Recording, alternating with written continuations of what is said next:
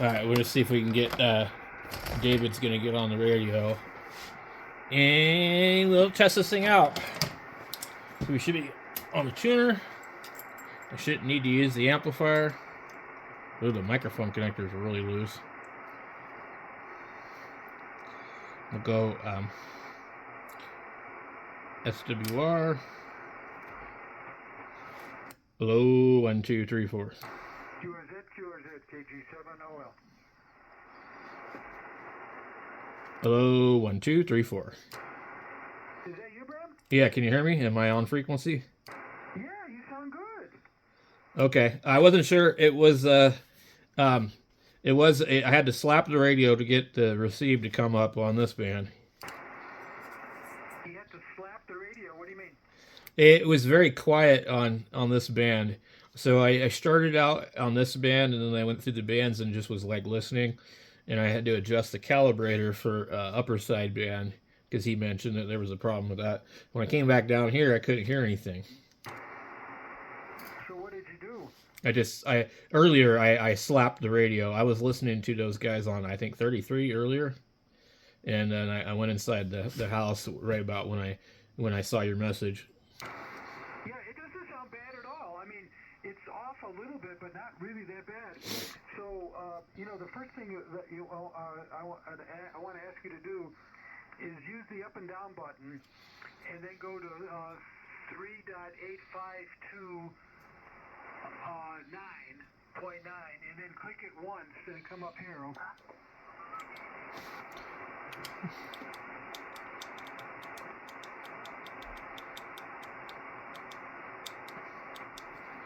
All right, that's 3.852.9. Yeah, now click the up button once to come to 3.853.0.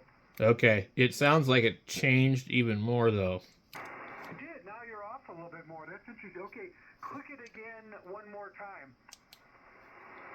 All right, did that change anything? Yeah. Okay. Okay. Let me hear that. I think that's better. Let me hear it. It's weird because I clicked it and the display didn't change, but I know something changed. Yeah. Okay. On the second click, now you sound almost right on frequency. Right, now you sound off frequency. See, that's what's going on with my thing. So then the choice is that you go and use the RIT and listen to me that way, or if you go back to the other way, then you're going to sound off. Yeah, no, I remember it was exactly the same issue with mine.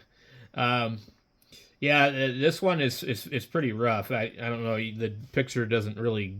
The picture makes it look nicer than it is, but it's got the screws are all boogered up because they're made out of brass. I guess he said he bought it originally. He bought it new, and he did send it to a guy in Washington to work on it. But I guess his brother, who's blind, had it for a while. Oh, okay. Interesting. Does RIT work? Okay. Now, there's that button on the right. I forgot if it's at the bottom or top. I'm sorry, it's on the bottom where you press it in and it's 2.2, and you press it out, it's 2.4. And do you know which button I'm talking about? It's on the far right side. Oh, you just mean the filter button? Yeah, the filter button. Okay, well, I don't know if it affects transmit. I can't remember. Yes, it affects the transmit. So I just wanted to see where it is. If you press it in, is it in or out right now? Okay, I just pushed it in, and if I remember correctly, the in position is probably wider than the out position. Okay, then press it out, and let me hear the difference. Okay, so this is with it out, KG7HVR. Press it in. KG7HVR, button in. I had my filter button on mine was really strange. It was like it didn't really work normal. Yeah, I think it sounds a little better when you press it out. I feel like it's a little bit narrower when it's out, but I can't really tell. There's also a narrow light on the radio, which I can't remember. It's been so long since I had one of these. And then I had that 761, which was very similar but different. I think 0 button is for CW. I'm not sure. But anyway, it sounds better out. And I'll tell you the truth, the audio is not bad at all. You know, it's not really that bad. The transmit audio doesn't really sound that bad. Let me see if I can adjust the RIT on it.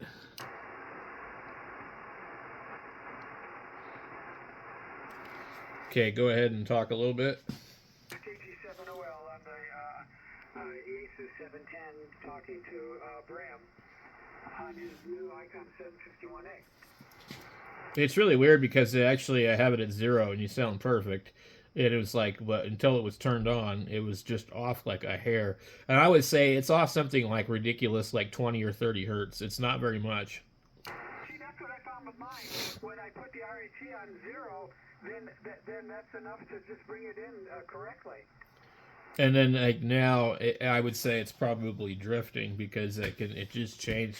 Now, if I remember correctly, the original 751 has the high stability crystal oscillator, and then this one does not. See, I don't know. I don't know. Do you know if he has the CW filter in it? I'm not sure, but it definitely has the voice thing.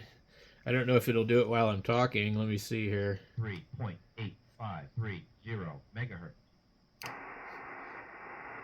Did you hear the voice? No. Let me see if there's a way to transmit it. Sorry. You don't have the problem that I have on mine where I turn it on and you have to turn it on and off 5 times to get it to stay on? Oh, the button won't stay stuck? Yeah, no. That one doesn't have that problem? No, but my old one did. Oh, okay. So, well, maybe it's just beat up on the outside, but maybe on the inside it's okay. Yeah, I'm not really sure, but I either have to check the voltage in the battery, and I'm gonna clean it up and then put some Armor All on it, try and make it look a little nicer. But I'm not really sure what the hell I'm gonna do with it. Okay, what about the glass itself?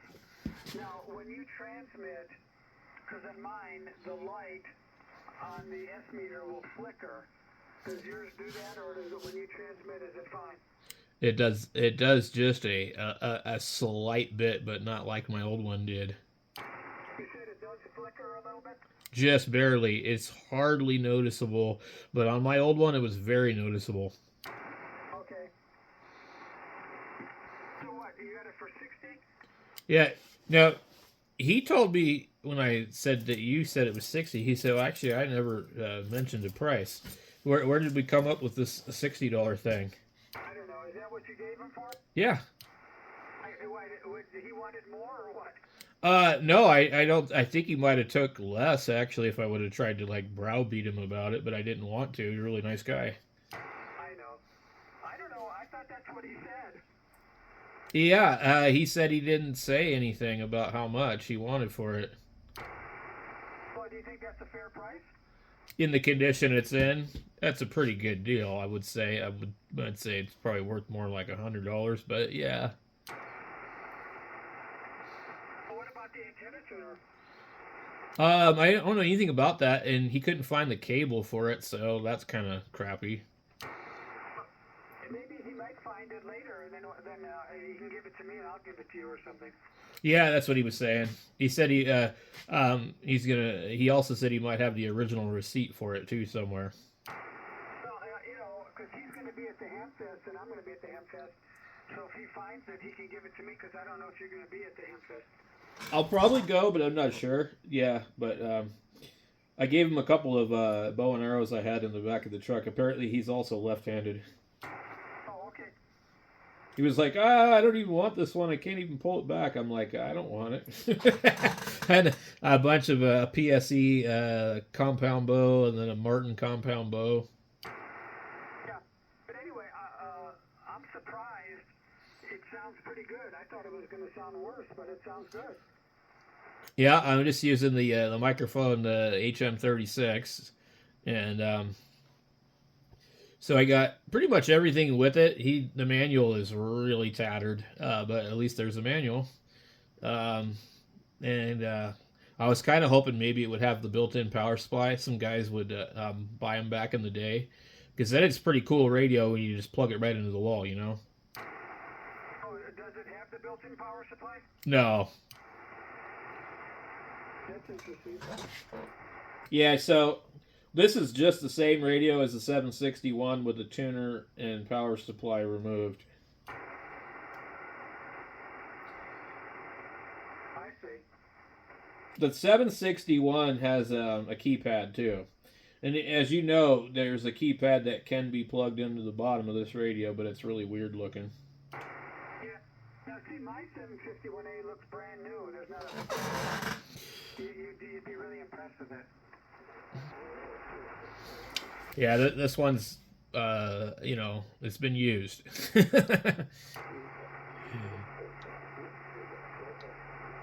was he happy with that price, or did he, what did he think of that price? He didn't seem to have a problem with it. That's why I said I thought maybe he might have took less, but I don't know. I mean, like, he must have said 60 to you or something, because I don't know where you would have came up with that number if he didn't say it. And if he didn't say that, I don't think he would have been okay with that price, you know? I thought he did. I heard him say that yesterday morning, so that's where I got it. Yeah, well, I don't know. He might have forgot that he said it. You never know. Right, but like I said, I'm listening to you, and let me look at my scope. It's definitely drifting a little bit, because I can't really, I've just been nudging the clarifier to try and get you to sound better. And this is what they do. They wander just enough to be annoying. Okay, well, there's no way to fix that, huh? Those trimmer capacitors are really almost impossible to get, because DigiKey and Mauser don't have them, and Icom doesn't have them. But every once in a while, somebody will put them for sale on Craigslist, or not Craigslist, I mean eBay. So there was an Icom repair kit for this radio. I see. So a lot of guys bought them for these radios, and then they would hold on to them, and then they'd get rid of the radio, and then they would like go, "Oh, I forgot I had this trimmer kit."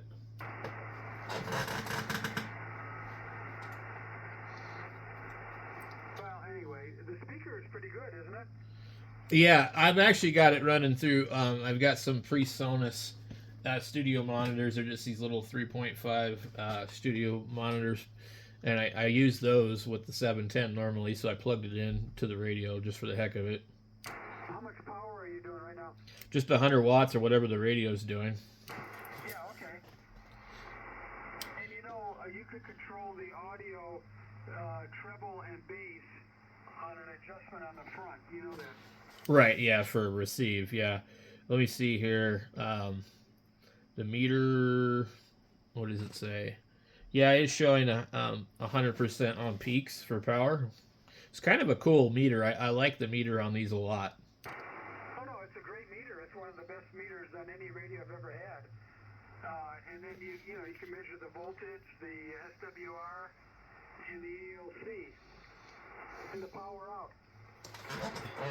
Yeah, I mean, when these things came out, it was like a really groundbreaking radio compared to a lot of the other things. Their only really thing that they screwed up on was they didn't put the extra digit on the display. And I think that they left it out on purpose for a certain reason. And I think it's because the radio isn't really as stable as they had hoped it would be. So by displaying that other digit, you would either have an issue, or if it was actually a true display or a counter. If it was a counter, you would see it drift. Now, you could control that 10-digit by the up and down button, using the method I just told you, with going to 3.8529 and then just clicking once or twice. Right, so that so basically you're adjusting the digit you can't see by doing that, right? Yeah, and I think, like you said, you have either 2 or 3 clicks, and then you go on to the next frequency. So it must be like going like 0.025 or something, a time. Yeah, I never measured it. I don't know, something like that. And I always thought that maybe if you calibrated it, but I don't know if that would work. And then you know, there's a method to calibrate it. I have the manual if you have trouble reading that one, so I have the original manual here. Yeah, the one that I had for my 751 regular was a really thick manual. Like these are more of like a paper manual, and the other one was like it had the old Icom logo on it with a slanted eye, and it had like this thick cover on it, and it was also seemed like it had a lot more pages in it. Yeah, and I also have the 5 or 6 page electronic schematic. I don't know if you have that. No, I definitely don't have that. Yeah, I have that in mine. I don't know if you want that.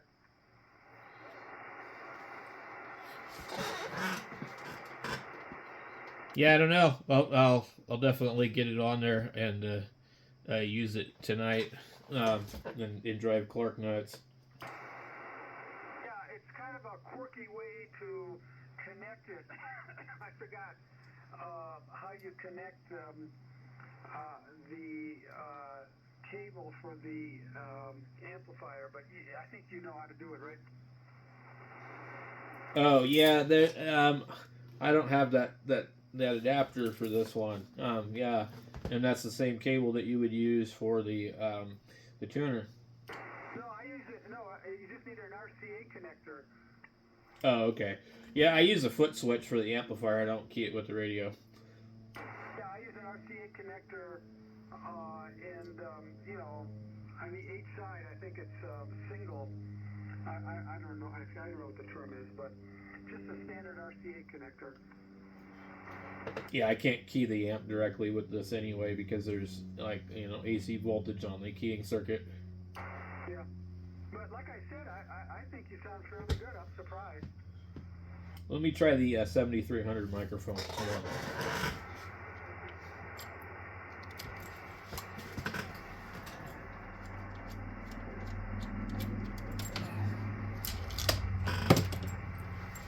What radio is that? Who is that? This is Steve. Oh, it's the 751A. He just got it.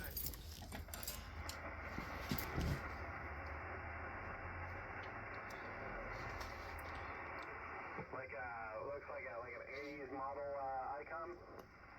An old one, yeah.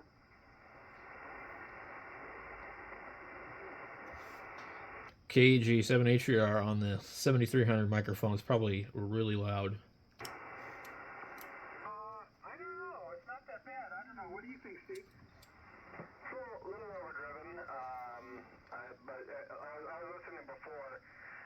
It sounded like you had a little more clarity with the previous mic. Yeah, that's what I thought. I like the HM36 better, but this one isn't too bad. Okay, I turned it down a little bit. Is that any better? Yeah. Yeah, that's better. It still sounds a little like it's a little overdriven. It probably needs to be down quite a bit. How's that? I think that's good for me. Yeah, that sounds pretty good. Talk some more. Okay, so but it might not actually sound good on this radio because this is an older Icom design than the 756. So the 756 has a different type of mic gain circuit as far as I recall. Yeah, I think the HM36 was better. All right, I'll put it back on.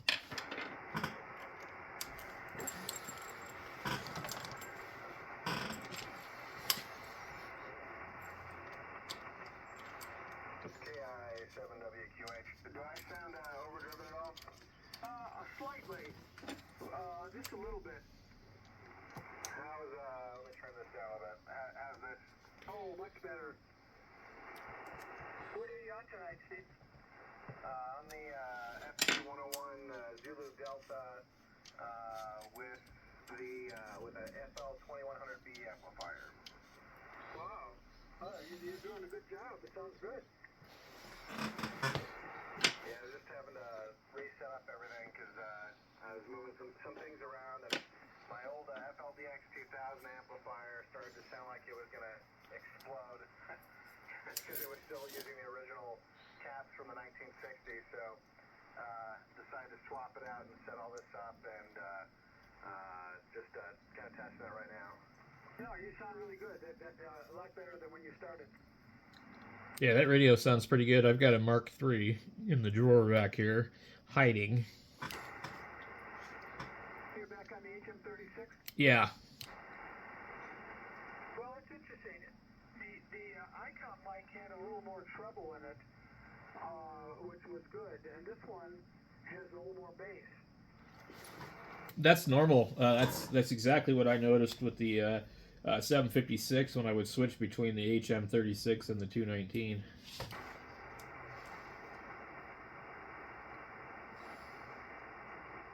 Now I'm going back. Now I'm wondering if the 219 was better. I don't know, because anyway, I'll let you listen some more. Maybe Clark could tell you the difference. Well, it's quite possible the radio's drifting around 20 or 30 hertz, and that's going to change the audio characteristics probably more than any microphone will. Yeah, you got a little bit of it sounds like you're warbling around on the frequency a little bit. Yep, that's what these things do. The longer you have them on, maybe the better they get. I don't know. I can't remember. You don't think it'll stabilize after you have it on the air for a while? Yeah, it will. But if there's wax inside those capacitors, that's a huge major chore, and that can cause it to happen. So you got to get in there. It's pretty deep inside the radio, and I think there's like a compartment that folds out on a metal tray that you got to remove to get to those trimmers.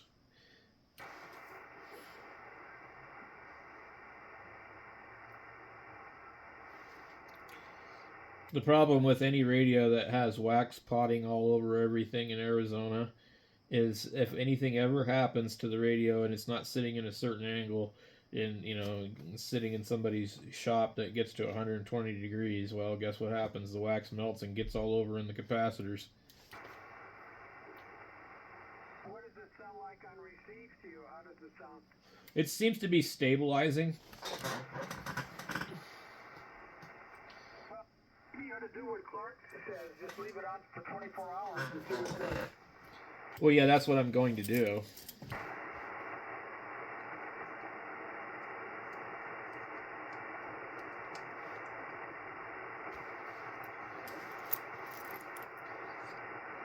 Steve, you know we're having Hamfest up here on April 20th. Did you know about that? We're out in Prescott. Prescott Valley.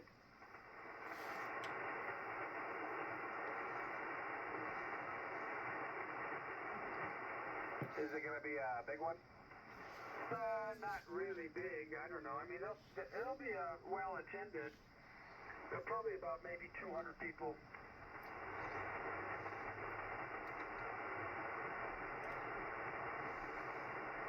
What day did you say that was going to be?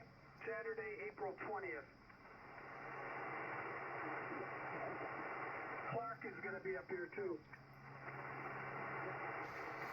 That's actually the lady's birthday. I might be able to do it though. We'll see. Is she back with you, or is she still in England? No, she's still in England, so that's why I might be able to pull it off. But I'm sure she expects a lengthy phone call. Well, there's an 8-hour difference, right? Right. Yeah. So I might be able to finagle it. We'll see.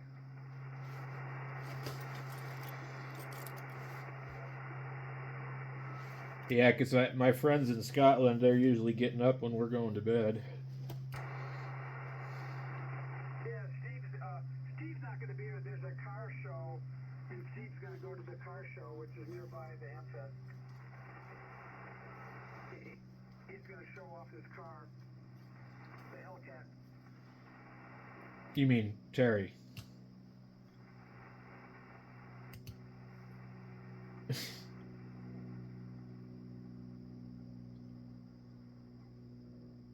Oh, there goes my receive.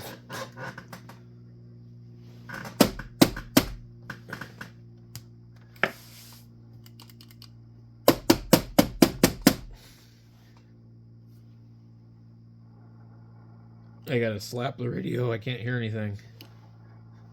Hello, Brad. Where'd you go? Oh boy. So I slapped the radio and my audio comes back and now everybody's off frequency. Oh, okay. Let me turn the RIT off then. Maybe it'll be normal again. Okay. Do I still sound like I'm on frequency? No, you sound off. You sound like you went off frequency more. Yeah.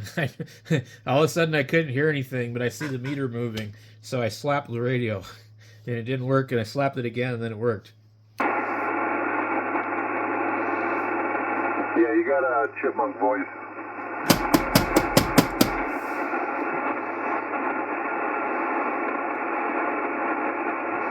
All right, so then the dial just changed too. Okay.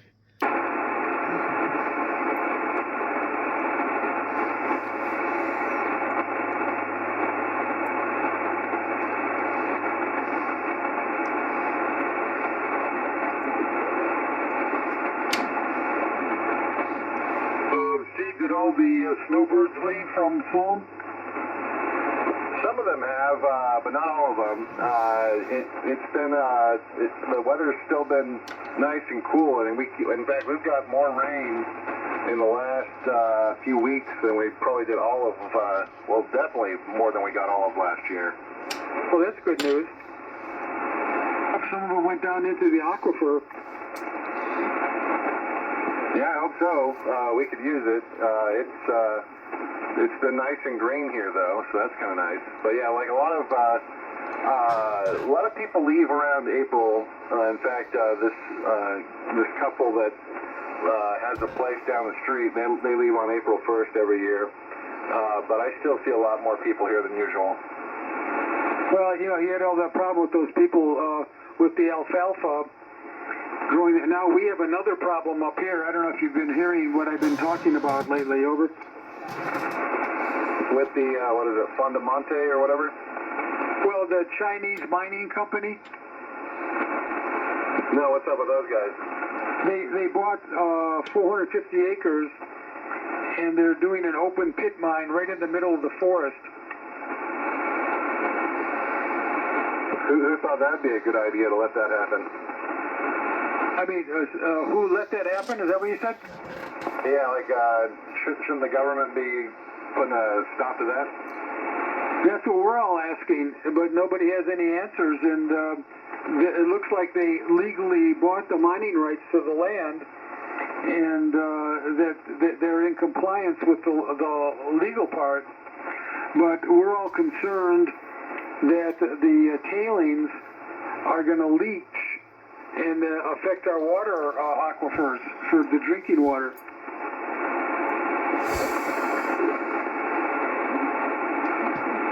Yeah, well, they're not exactly, I've never understood why we've allowed other countries to come in and just kind of take our natural resources. It seems like there should be regulations against that. I agree. And they're trying to buy another 1,000 acres and to continue to do this. So what they're doing is they're loading up all of the ore and then shipping it down to Los Angeles, putting it on boats, and then shipping it to China. Yeah, that's crazy to me. They shouldn't allow that. I mean, in Mexico, you can't, as an American, you can't even buy a house. And here we are selling off all of our minerals and rainwater. I know, it's a scandal, isn't it? Yeah, it doesn't make any sense why we do that. So there are people trying to fight it. I don't know how successful they're going to be. Well, I'm sure a lot of donations were made to a lot of different campaigns. Oh, I'm sure. Where'd you go, Bram? Okay, am I on? Yeah, you sound on. Talk some more. Okay, yeah, I'm sure they greased the wheels somewhere, that's for sure. It's just, you expect it, to not be able to happen, but then again, you look at, like, all the politicians' involvements and, all sorts of stuff, and it's no surprise. There's just, everything has its price, and these crooked bastards will allow their own enemies to, do whatever, just for the right amount of money. So what did you do? Because you're on frequency now. Nothing, do you? Bram, what did you do? You're on frequency. Oh, I just slapped the radio a few more times. Okay. Is any sound on frequency now, Steve? Yeah, sounds good on the, over here. Something's loose inside of it. That's actually the best you've sounded all night. Maybe you're warming it up and it's getting stable. Yeah, I don't know. I'm not really up for these kind of adventures in radio anymore. I've kind of gotten lazy.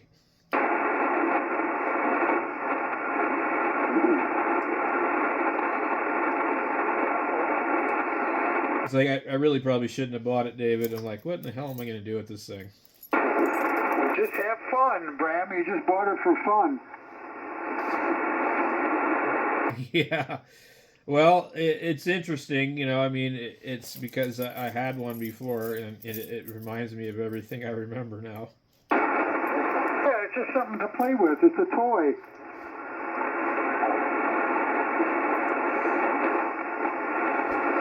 I need to get my my Heathkit Hot Water 101 going.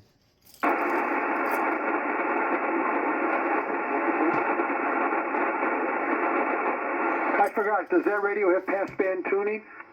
I have. Are you sure? I thought there's a passband tuning on the upper right.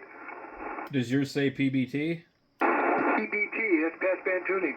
Yeah, mine says IF. There was a lawsuit going on back at that time, and certain radios have IF and certain radios have PB. Oh, okay, I got it. And does the notch filter work? Yeah, it works.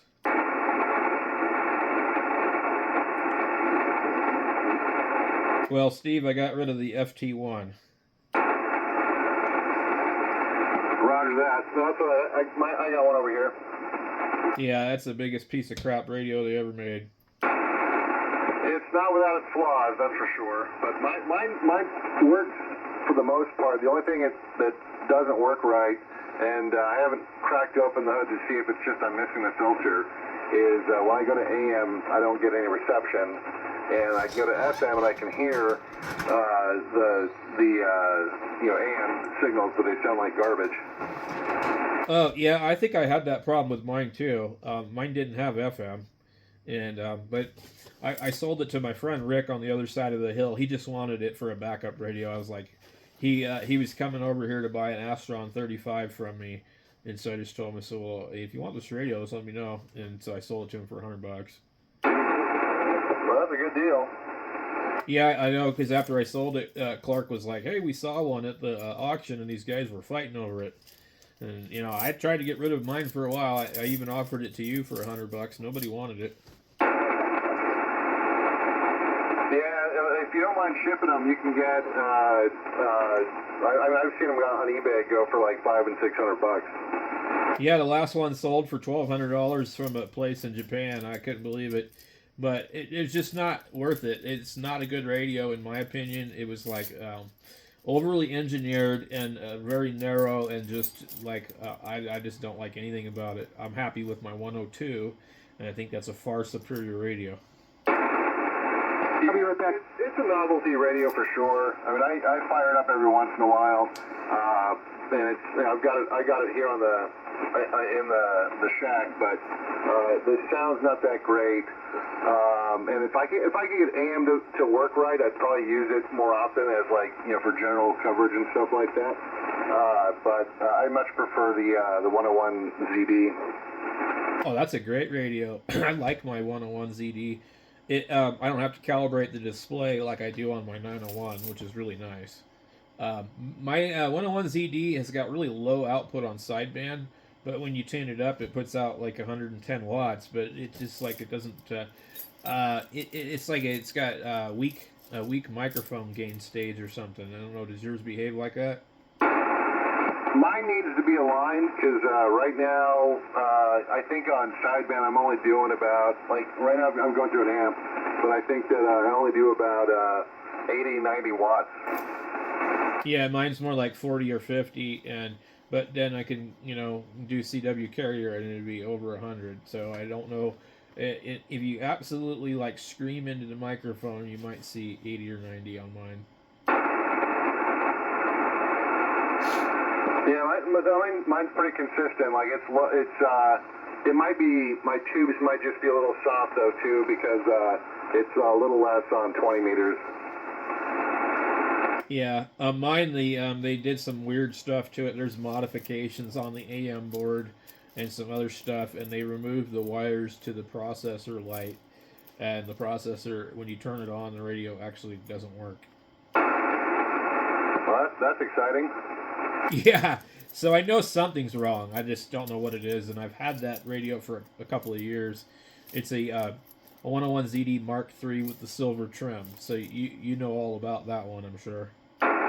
Yeah, that's the one I got here. It's thankfully it's all original. The only no one's been in it. The only thing that doesn't work on it is the light for the dial.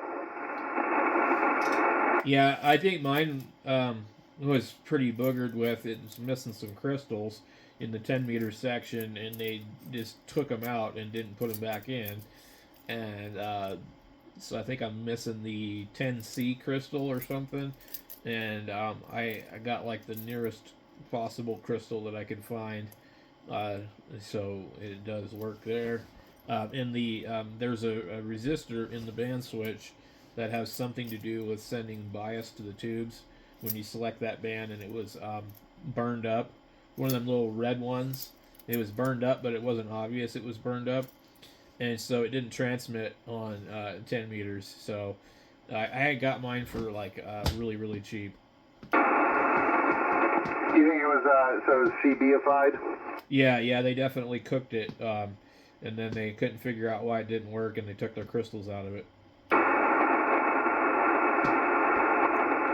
Yeah, well, that's a shame. I've seen that with a few radios I've got over the years. Yeah, I've run into a lot of really boogered up radios because of that.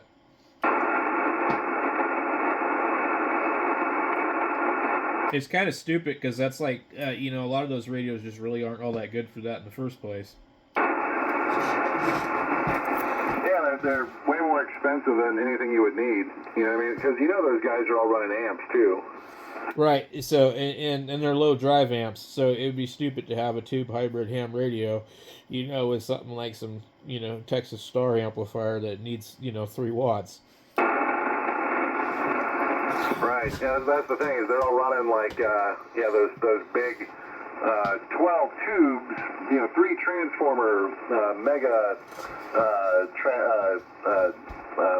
linears that just need about 1 or 2 watts. Yeah, I think most of the guys are running transistor amps, like the really low gain or low input, stuff. I think that company, Texas Star, still makes amplifiers, and they sell them under the pretense that it's a CW transmitter. So it's this amplifier that's got 4 transistors in it usually, and it'll have an oscillator. And so when you buy it, I guess you have to remove the oscillator and then change a couple of things. Yeah, so they have gotten away with selling those amps for years and years and years because they're technically not, just ready to use. Yeah, well, I'll tell you that especially now, conditions have been better. You listen to 11 meters, and there's definitely people running amps. Oh yeah, and if you listen to Channel 38 lower sideband, they're all on ham radios.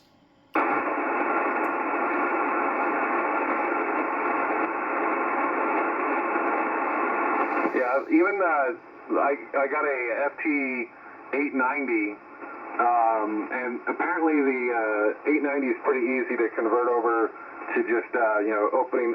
Mars mod was like as simple as just flipping like a jumper over, and this thing's been beat to hell, and it was definitely used as a CB.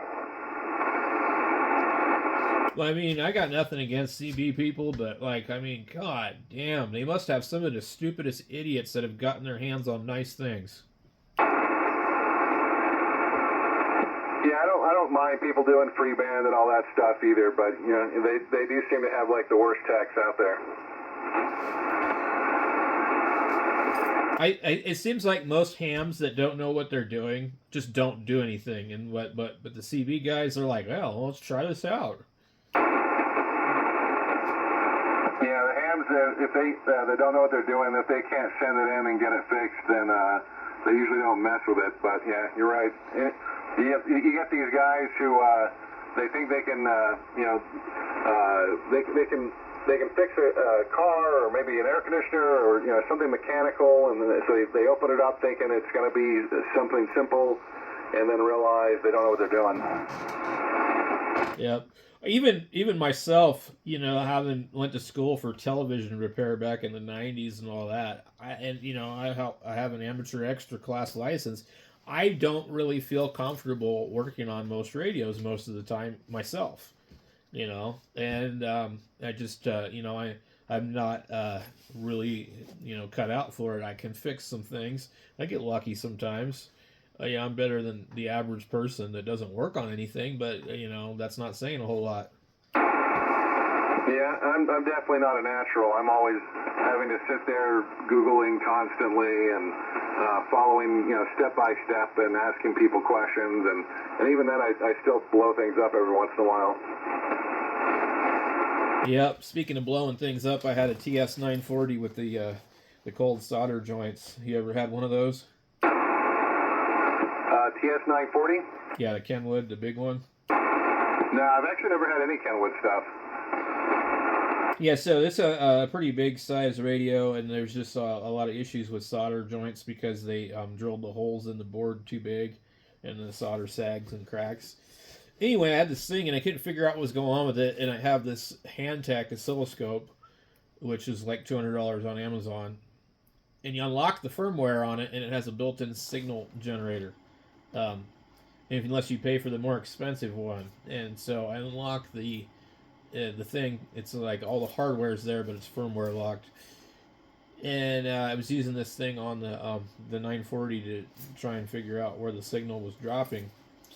And I accidentally hit the send button, and it was in CW mode, and I smoked that damn thing. Yeah, man. I'm always worried about almost doing it the opposite, where I got a signal generator that by default wants to put out like 12 volts. Oh, yeah, and some of the old ones do.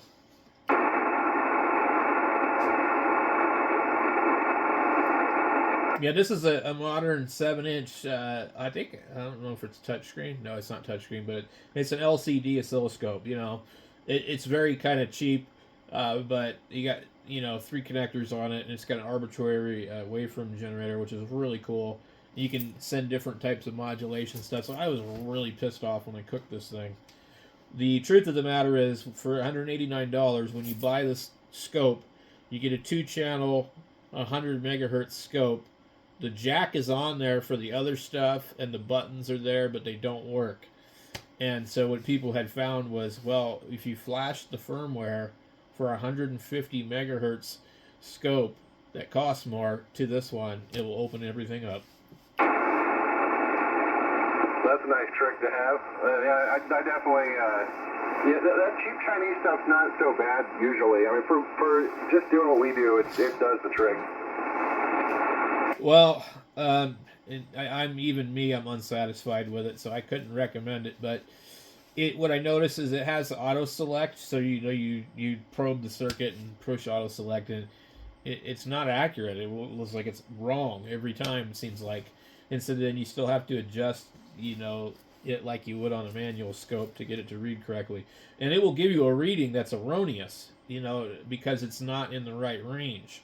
And then it also has where it reads the frequency, and it's not even close. Well, that sucks. I've actually had decent luck with a lot of this stuff. I just recently picked up one of those, what are they called? It's I'll have to take a look at them. But it's basically just a signal analyzer. It's like a portable waterfall where you can check out any signal from 0 to, I think it goes up to like 100 megahertz or something. Oh, like the Nano VNA or the Tiny SA? That's what it is. I think it's the Nano 2. Yeah, I've got a Nano VNA, and I use it to do SWR stuff, and it's really amazing. That thing is awesome for what it does. That's actually that's a pretty good piece of kit right there. Yeah, I just got it the other day, and I've been playing around with it, trying to. In fact, I just hooked up an antenna to it, and was walking around the house trying to find where some of this RF noise I'm getting is coming from, and it works great for that. So you must have got the SA the Spectrum Analyzer one with the headphone jack. Roger that. Oh yeah. So I have a Nano VNA, which is different. It's a vector network analyzer, and it will do Smith charts and stuff like that. It'll do the plotting of the SWR and all that, and it has two connectors on it. But then there's a one that looks exactly the same called a Tiny SA, and a Tiny SA is the Spectrum Analyzer. That one is about $60, and it doesn't have the headphone jack. The one you have is like a $200 one. Yeah, I think I paid like $160 on eBay for it. Yeah, that's a good deal. Mike has one, and he uses it to listen to stuff.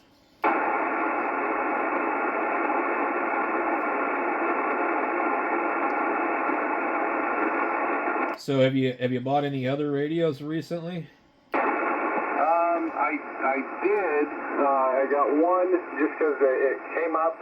I knew it was going to be a nightmare, and it's a nightmare because I couldn't find any information on it. It's a Kachina model KC103. It's like this weird commercial HF radio, but it's got firmware in there, and all I could, it's locked to going. It only works below 3 megahertz, so it's basically useless. But I know that the radio itself goes all the way up to 30 megahertz. But I found on the old cached version of the website on archive.org that they mentioned that you can lock out certain frequencies on the Kachina website. They mentioned that in the sales information. So I know that there's a way that I can unlock it, but there's not a single manual in existence for that thing. But there was a guy a few months back when we were talking about Kachinas. Me and Clark were talking about the 505, and he chimed in and said he had this radio, and he hopped on with it. And so I'm hoping I can find out from Clark who that guy was and see if he's got the manual for it. Speaking of Clark, he bought two SR2000s. Yeah, he sent me a picture of that. I've never heard of that radio before. That's pretty badass. It's like having a legal limit radio. Yeah, that thing's a monster. Yeah, so I've heard them both, and they sound pretty good. They sounded a little funny the first couple of days he was using it, but yeah, he's having trouble with one of them on the capacitor. It uses a reverse rotation broadcast capacitor, but you know him, he'll figure it out eventually. Yeah, it's nice having a big, beefy radio like that. And yeah, he's got all the room to set up and have its own little stations. That's cool. Let's see, I think I picked up probably a couple of radios since we last spoke. I got a really cool trade for an FTDX 3000. A guy's brother had it and he died, and this guy was getting into ham radio but had no license and wanted some 2-meter stuff, and he was up in Havasu City. And I told him, I was like, this is basically, here's this radio, because he thought it was worth $1,200. I said, well, you're not going to get $1,200 for it, because what'll happen is nobody will pay that when they can buy a new 710 for $899 or an FTDX 10 for a little bit more.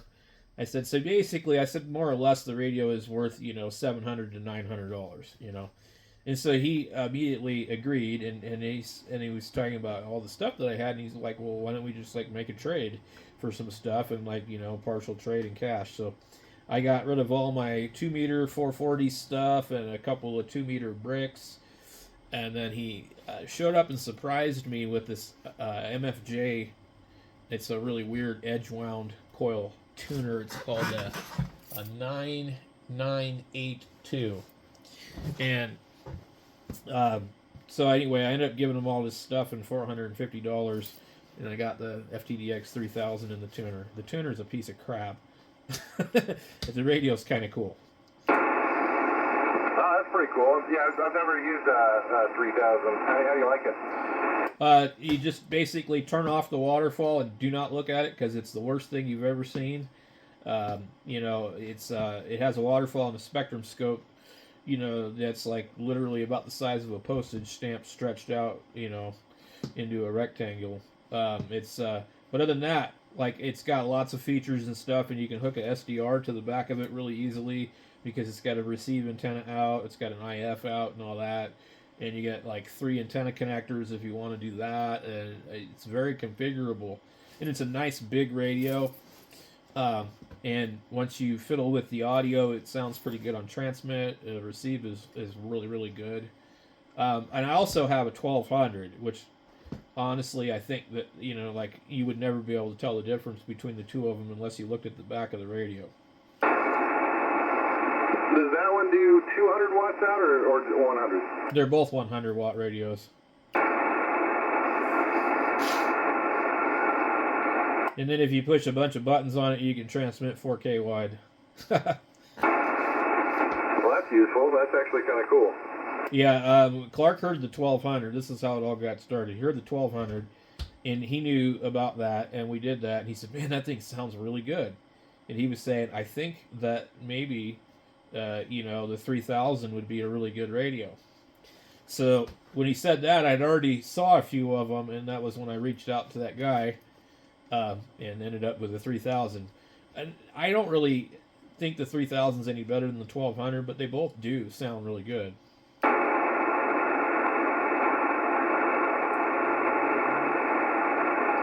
That was pretty close to top of the line when it came out, right? Yeah, so maybe 2013, I think it must have come out, and so when that came out, there wasn't really much competition for a display other than the 756 Pro 2 or Pro 3. Yeah, that's probably like one of the first waterfalls really on a Yaesu, right? Yeah, definitely. I think there maybe you know, you had like the 5000 with its external thing, you know. Oh, that big crazy like long looking thing? Yeah, it looked like it was a packet box or something. Those things go for a lot of money for some reason. They sure do.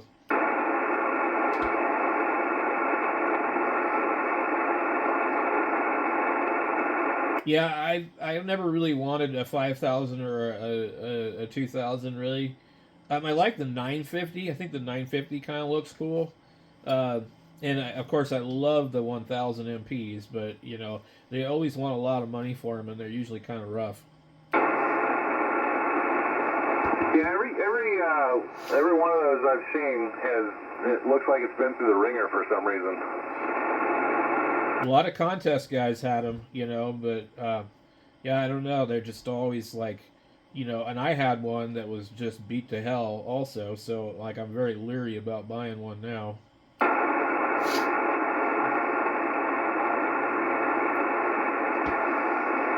Yeah, those MPs are the ones, those do 200, 250 or something like that, right? Some of them do, some of them are 100 watts, so there's 3 different versions of the 1000 MP. There's a 1000 MP, Mark V, and then a Mark V Field. And the Field is the one that has the newer DSP with internal power supply and only 100 watts. And then the other one, the 200 watt versions, all have the external power supply. Now I think maybe the very first one that came out in like 98 or 99 had 200 watts with an internal power supply, and then they had problems.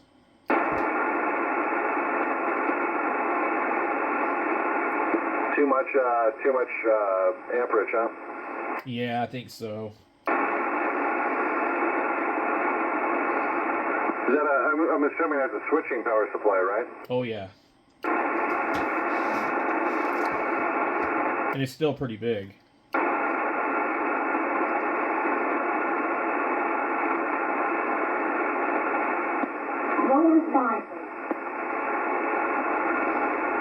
Terry. Good evening, gentlemen. KE6RWB. I'm on a drifting radio, and it has a speech processor, but I can't get it to talk to the microphone. Oh, really? A drifting radio? What is it? It's an Icom 751A. Oh, wasn't that what we talked about the other night? Yeah, I ended up deciding to go buy it. Really nice guy. Oh, very cool. It sounds good. Yeah, but I've had to slap it a couple of times.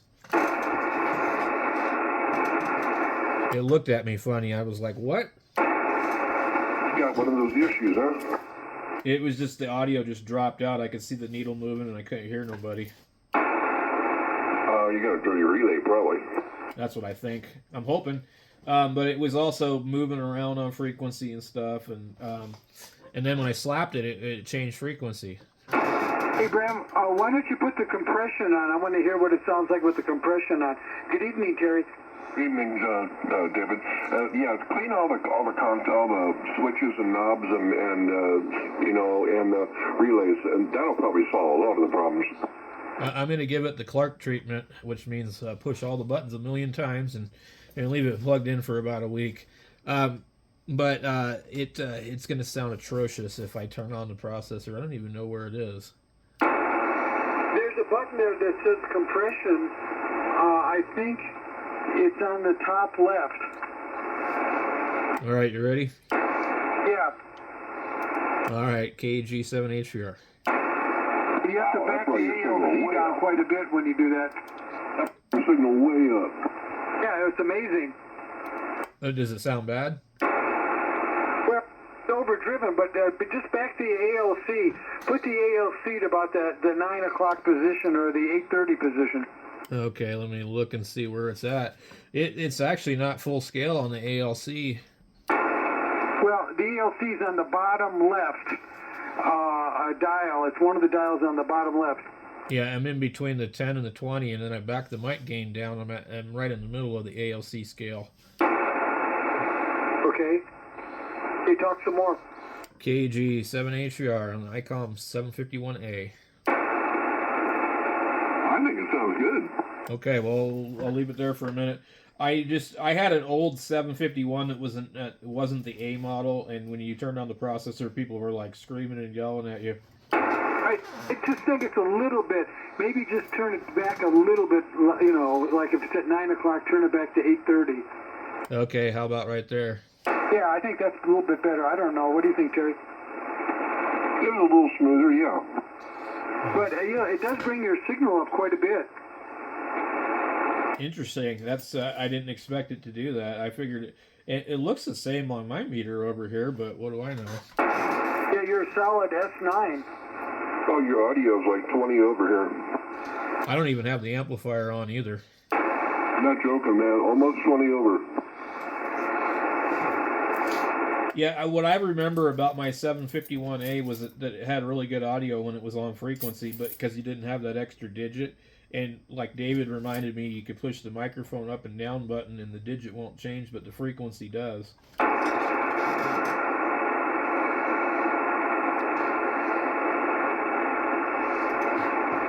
Well, I figured, you know what, for $60 and it's local. And literally, I looked it up on Google Maps. He's like 12 miles from my house, so I was like, whatever. That's pretty cool. And Terry, I got a 10% commission. I made $6. Yeah, I got him to borrow the money somewhere to pay David. $60, that's an awful good deal on a HF radio. Come on. Well, David told me about it, and I was like, no, David, I don't want it. And then I started to think about it, and I'm like, I should. And then I'm like, no, I shouldn't. It has volatile RAM in it, Terry. I need to buy a Pi-X board if I'm going to keep it, because if the battery goes dead, this radio goes dead. So the Pi-X board is $78 plus shipping and tax. So I'm going to use it for a while, and if I decide that I really like it, I'll order the Pi-X board. Yeah, that's, I don't know. I'm not operating it, but it sounds like a keeper. I mean... It has a great receiver. I'm curious. I don't want to do it now, but I'm curious what it sounds like on AM. My other one was really bad on AM, and it was like listening through the sideband filter. You don't do CW, do you? I can receive. Do CW, Bram? Not very well. I'll put it on AM. We'll just try real quick.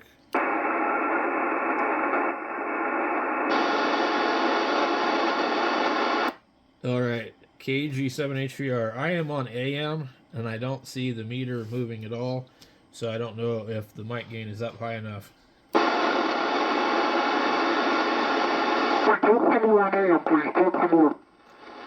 Okay, 1, 2, 3, 4. Testing 1, 2, 3, 4. I've got the mic gain is about like at 830, somewhere around there. In between the 8 and the 9, so I don't know if it sounds okay or not.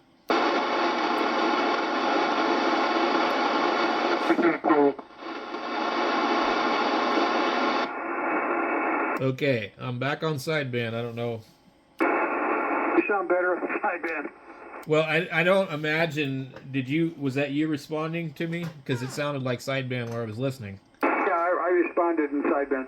Oh, you did? Okay. I was like, wow, this AM is messed up. I could hear you, Bram, but you weren't quite on frequency. And then I chased you and found you. And then David, I couldn't understand him at all. So I don't know if he was really on sideband or AM. I was on sideband. I discovered something really interesting. I was testing a radio, and I wanted to hear what it sounded like, so I turned on my FT710. And I realized that I couldn't listen to myself because there is enough delay in the digital processing on the 710's receiver that you can't hear yourself.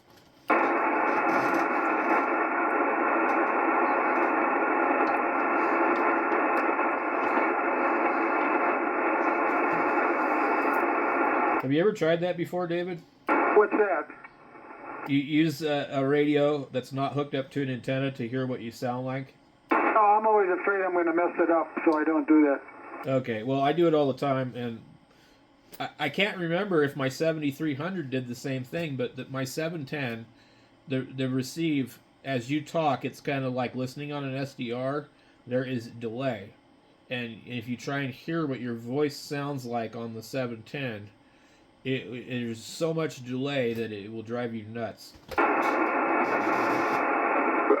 Bram, there's one other thing, and I don't know if you're in a position to try it.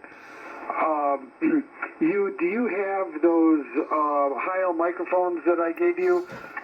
Yeah, they're in the drawer over here somewhere. Does one of them blue, indicating it's for a Icom cord? Yep. Why don't you, if you want to, just hook one of those up to the radio, and I would be curious what that audio sounds like. I'll have to figure out exactly where they're at in the drawer. They're kind of buried right now. Oh, we could do it tomorrow night or something. You don't have to do it right now. And want to say hi to Steve out there in Salome. How's it going, Terry? It's going good, man. You guys get some rain I seen not too long ago? We got rain today. We've been getting rain constantly. It was kind of weird today because it was supposed to be sunny, and it was. And then just out of nowhere, like clouds gathered around, like right over my house, and dropped not a lot, but like a little bit of rain, and just now they're gone.